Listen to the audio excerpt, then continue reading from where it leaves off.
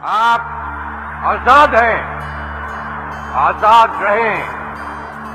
आप लोग इस मुल्क पाकिस्तान में आपका मजहब क्या है, जात क्या है, कौम क्या है, इसका हुकूमत के मामलात से कोई ताल्लुक नहीं। वक्त के अज़ल से ही एक ऐसा तबका मौजूद रहा है जिसको हमेशा ही दुनिया ने नज़रअंदाज किया है, जिनके हक़ाइक़ और पहचान को कभी भी ज़रूरी नहीं समझा गया। ये वो तबका है जिसको हम रोज़ देखकर भी अनदेखा कर देते हैं, जिसकी आवाज़ सुनकर भी अनसुनी कर दी जाती है। हमें इस अनदेखे तबके को तारीख़ की गहराइयों से निकालकर रोशनी में लाना है। ये हैं हमारे पाकिस्तान के ख्वाजा सरा कम्युनिटी। जिंदगी में मुश्किलात तब से आ जाती जब से हम लोग होश संभालते और ऐसी वायलेशन का शिकार होते जो हमारा कसूर नहीं होता, लेकिन लोगों की तरफ से हमें फेस करना पड़ता।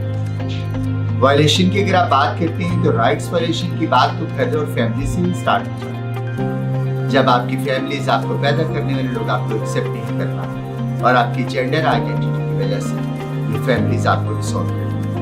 आई कहाँ से, कौन हूँ मैं, मुमकिन है तो मुझको जान सके। मुझे अल्लाह ताला ने मुल्तान में पैदा किया और एक मुतवसत घराने में पैदा किया। 8 बहन भाइयों के अंदर पैदा किया। मैं दूसरे नंबर पे था, मैं भाई था।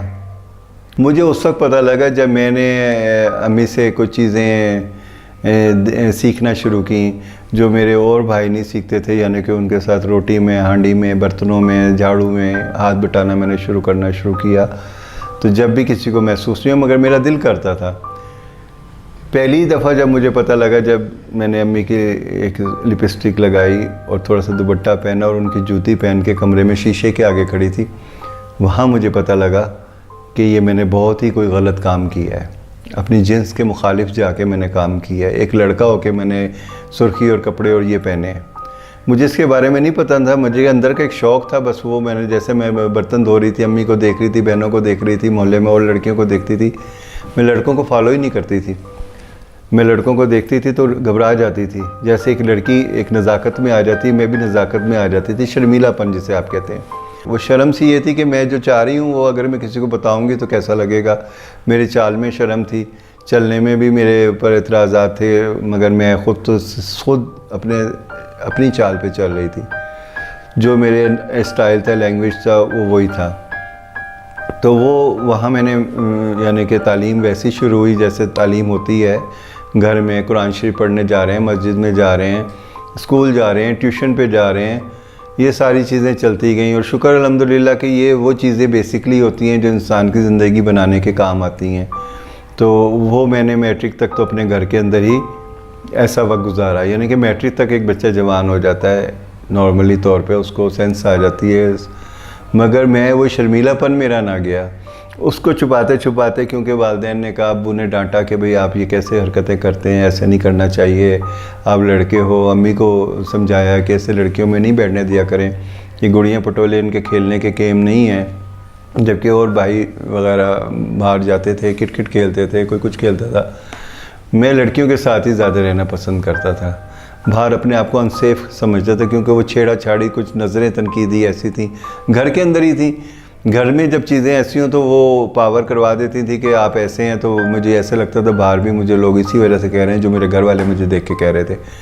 इन सब चीज़ों को सामने रखते हुए मैं डिस्टर्ब सी हो गई ना, और जवान भी हो रही थी। मुझे जिसने देखना है मुखालिफ, जो मेरे बहन भाई के अलावा, मेरे घर वालों के अलावा, बाहर जिसने भी मुझे देखना है तो उसने वो लुक देनी है। उससे मैं काफ़ी डरती थी।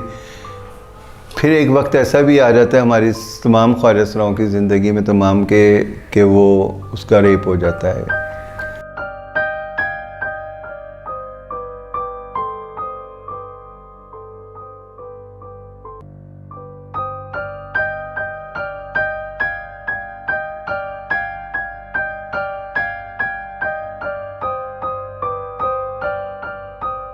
ख्वाजा असराओं को जब देखना शुरू किया तो उसमें मुझे अपनी जैसी तो कोई चीज़ नज़र नहीं आई, बल्कि मुझे तो गुस्सा आया कि ये इनके जैसे तो मैं नहीं हूँ।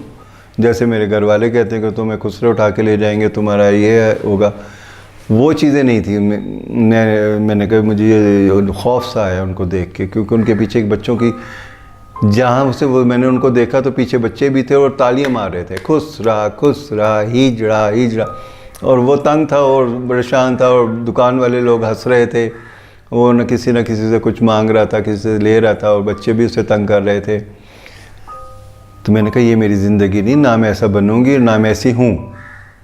उस वक्त मैंने ये डिसाइड कर लिया अपने आप को। मगर मेरे मोहल्ले में ही जब मेरे आस इर्द गिर्द में जो ख्वाजा असरार रहते थे उनमें से किसी एक ने मुझे देखा, पिक किया और बड़े प्यार और शफ़क़त से मुझे किसी तरीके से चाय पानी के ऊपर अपने घर बुला लिया। मैं चली गई डरते डरते, मगर वो जो मेरा खौफ ख़त्म हो गया वहाँ जाते ही। उन्होंने इतने प्यार से मुझे बुलाया और फिर कहा तुम तो हमारे जैसी हो। मैं उनसे कहूँ मैं आप जैसी नहीं हूँ, वो कहेंगे नहीं आप हमारे जैसी हो, आखिर तुमने यहीं आना है। उन्होंने कहा कि आप जैसे हैं वहीं पे ख्वाजा असराओं के पास चले जाएं। मैंने कहा मैंने जाना नहीं है, मैंने सिर्फ देखना है, ज़रा खुल के थोड़ा सा रिसर्च करनी है अपने बारे में कि मैं वाकई आप जैसी हूँ और मैंने आगे कैसी ज़िंदगी गुजारनी है। तो फिर मैं जब वहाँ से घर वालों से थोड़ी सी जल्दी के लाहौर जाना है, ऐसे स्कूल का कोई इवेंट है उसके लिए मैंने वहाँ जाना है, तो वो इजाज़त बड़ी मुश्किल से मुझे मिली। हमें तो घर से और शाम को घर तक की और स्कूल तक की इजाज़त थी।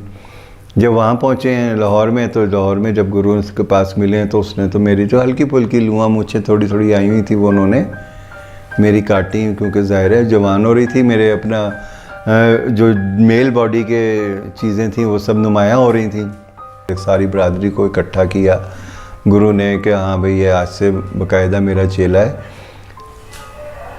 वो तस्वीर जब मेरे घर वालिद के पास पहुंची, उन्हें हार्ट अटैक हो गया।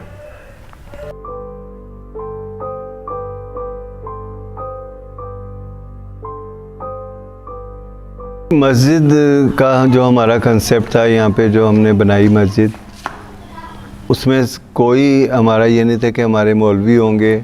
हमने पीछे ही खड़ा होना था, कुछ सुनना था, कुछ समझना था। मस्जिद का नाम रहमतुल आलमीन रखा, मगर मस्जिद बनाते वक्त ही ये बात शुरू हो गई ओपन डिस्कस कि अब इसका मसला कौन सा होगा। मोहल्ले में ही एक शियों की मस्जिद थी, एक बरेलवियों की मस्जिद थी। अब ये जो मस्जिद बन रही ख्वाजा असराओं की, इसका मसला कौन सा होगा। बात यहाँ पे आके मुतनाज़ा बन गई। मसलक अब कहाँ से लाएं जी, मसलक को तो यही पता था मुसलमान है, मुसलमान के लिए ये चीज़ चाहिए।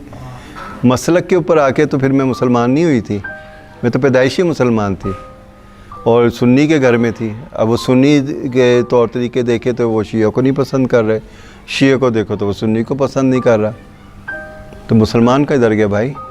वो मस्जिद का कंसेप्ट ये था कि हम लोग चलो यहाँ जाएंगे तो ये जो जिन्स जो मुतनाज़ा है, जो गंदी है, जो इतनी बदकार है, वो जो मस्जिद में पहुँच जाएगी तो देखा देखी बहुत से लोग इस तरफ आएंगे और यहाँ से अपना हल और रास्ता तलाश कर लेंगे। और मस्जिद रहमतुल आलमीन नाम रखा था कि सारी दुनिया के लिए रहमतुल आलमीन है, तमाम जहानों के लिए हैं।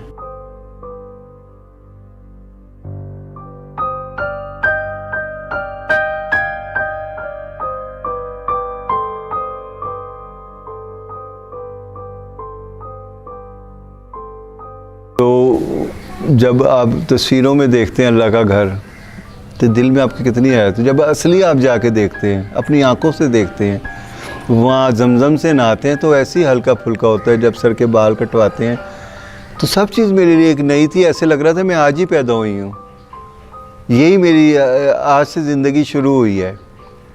मगर वापस आके मेरी ज़िंदगी फिर वहीं के वहीं चली गई, मगर मैंने आके वो काम नहीं किया, दोबारा कपड़े नहीं पहने, ठीक है ना। मैंने कोशिश की कि मैं किसी को अपना चेला ना करूं, चेला नहीं किया मैंने, गुरु बन के नहीं बैठी, सालगिरहों पे रस्म व रिवाज में टिकटॉकर बन के या किसी और तरीके से पैसे नहीं कमाए। इज़्ज़त के साथ यही जो मुझे मेकअप आता था या डांस आता था, डांस को भी मैंने एक साइड पे कर दिया। As a makeup artist job करके मैं अपने पैसे कमा रही हूँ और कोशिश करती हूँ कि अगर कोई हेल्प करता है यहाँ पे हमारे इस मिशन में, कॉज में, तो वो चंद मुखय्यर हजरात हैं जो नॉर्मली तौर पे हैं, वो बेचारे इतनी ज़्यादा नहीं कर सकते। जो लोग जहाँ से ज़्यादा इमदाद मिल रही है वो कहते हैं आप ये बात ही ना करें ना, फिर हम आपको देते हैं। आप इंसानों वाली बात करें, आप मज़हब पे ना आएँ।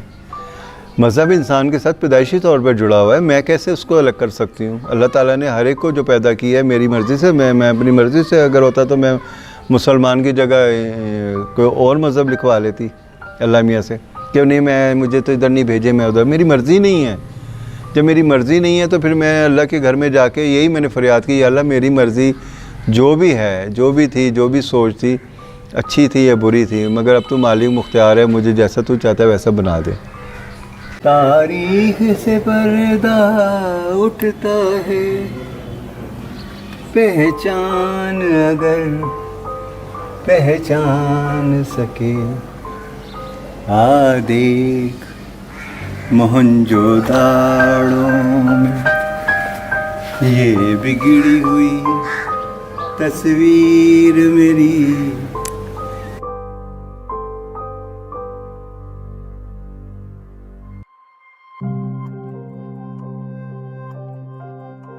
यहाँ समझने की बात यह है कि हमारे माशरे के अंदर इनके खिलाफ जो तासुब हैं और माशरे के अंदर जो इनको अलग कर दिया जाता है, मेन स्ट्रीम से अलग कर दिया जाता है, और इस वजह से ये सड़कों पर भीख मांगते हुए नज़र आते हैं। तो लिहाजा इस बात की अहमियत है कि हमारे पैगाम के ज़रिए माशरा इनको अडॉप्ट करे और माशरा इनको नॉर्मल समझे, क्योंकि ये पाकिस्तान है, ये भी पाकिस्तान की एक कम्युनिटी है।